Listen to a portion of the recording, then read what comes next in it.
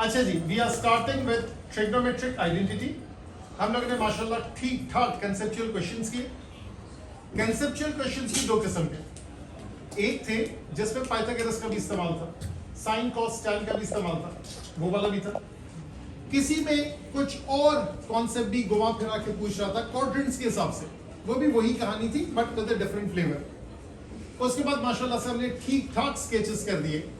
जो स्केचेस हमने कर दिए उसमें फंक्शंस का मिर्च मसाला वो आने वाला है, वो फंक्शंस में देखेंगे, या हम जब इक्वेशन से फारिग हो जाएंगे तब देख लेंगे। अब हम तीसरे फेज में जा रहे हैं, आते जाएंगे। अब हम तीसरे फेज में जा रहे हैं, that is about identities. Identity होती क्या है, ट्रिग्नोमेट्रिक आइडेंटिटी किसको कहते हैं, हम उसकी बेसिस पे क्या करेंगे, वो आज का हमारा फोकस है। 7-8 क्वेश्चंस छोटे छोटे इंशाल्लाह करेंगे।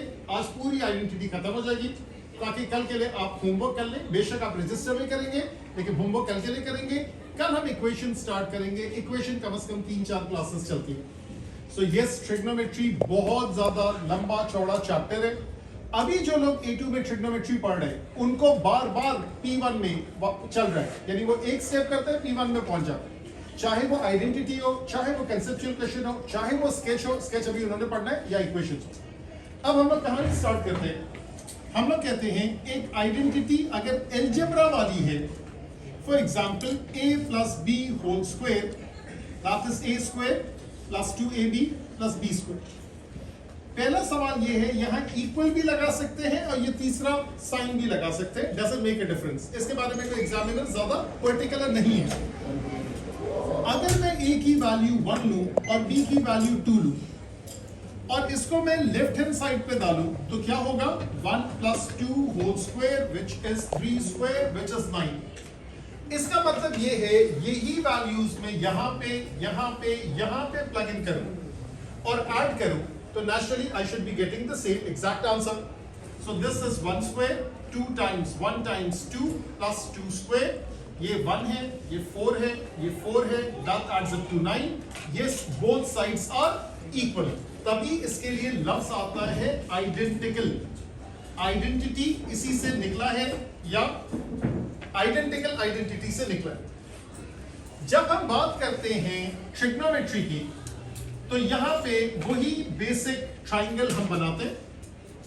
Late me label this angle as theta, this is 3, this is 4, this is 5, this is 90 degree. यहां पे मैं लिखता हूं sine of theta which is 3/5, मैं लिखता हूं cosine of theta which is 4/5, मैं लिखता हूं tangent of theta which is 3/4। ये सारा मैंने यहां से लिखा है। मैं एक और ट्राइंगल भी बना देता हूं, शायद उसकी भी जरूरत पड़े। Let me draw the triangle for 30 degrees और हमें पता है ये 1 है, ये 2 है, ये √3 है। आपको याद दिलाता चलो, साइन ऑफ 30 हाफ है, नजर आ रहा है।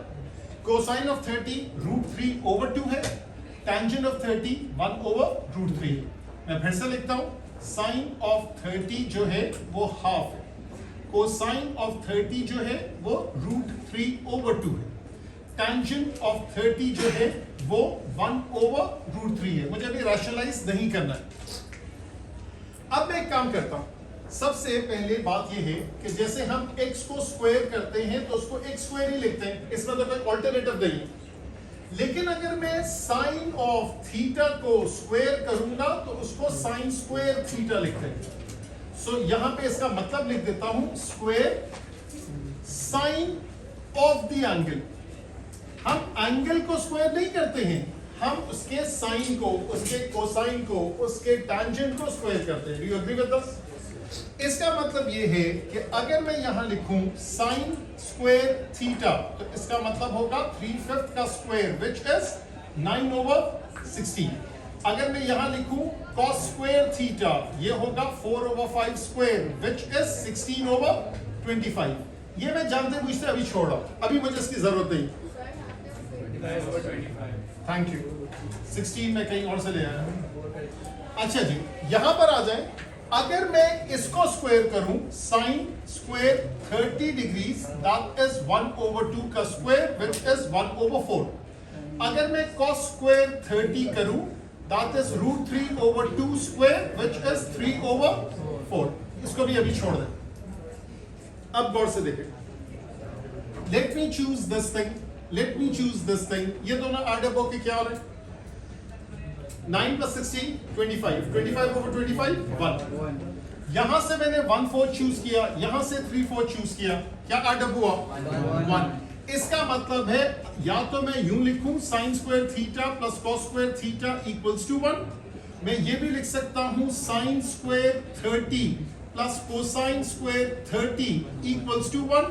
In other words, एंगल जो भी हो उनका sin square plus cos square का जो टोटल है that will always add up to 1. अच्छा, एक चीज से केयरफुल रहेगा, वो चीज ये है कि अगर मैं आपसे कहूं 3 square plus 4 square is equals to 5 square, बिल्कुल सच बात है ना?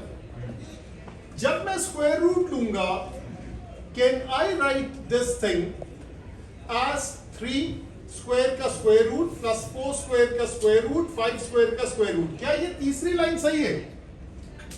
बिल्कुल गलत है। अगर तीसरी लाइन सही है तो मैंने तो बहुत बड़ी मैथमेटिकल डिस्कवरी कर ली कि 7 5 के बराबर है, which of course is wrong, right? नहीं हो सकता ना। तो इसका मतलब ये है कि you can take square root of both sides, you can not take square root of individual terms. ये मेरा जुमला फिर से सुनिएगा, you can take square root of both sides, you can not take square root of individual terms. क्या मतलब है इसका?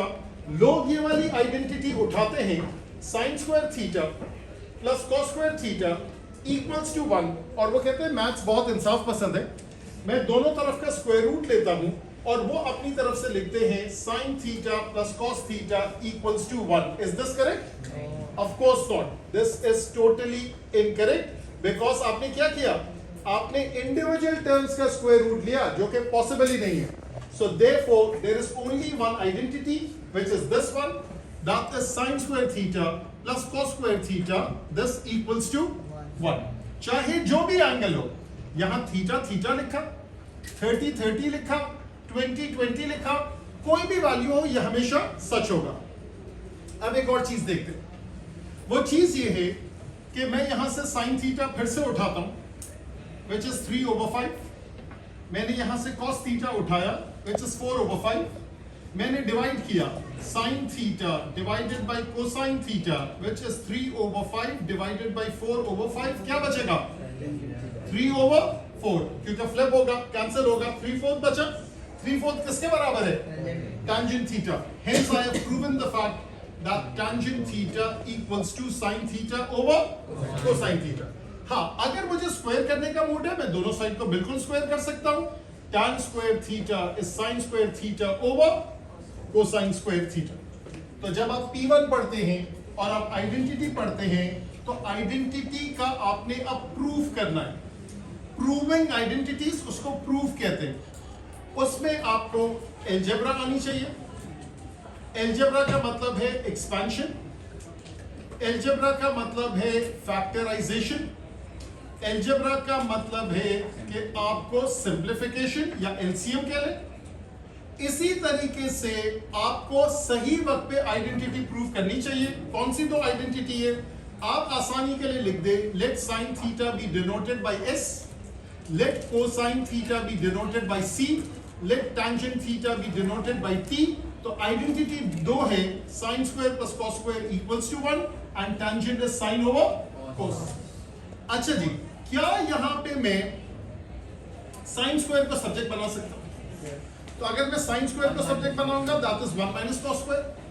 कहीं मेरा मूड होगा कॉस स्क्वायर को सब्जेक्ट बनाऊं, which is 1 minus sine square. तो ये इसकी थ्योरी थी.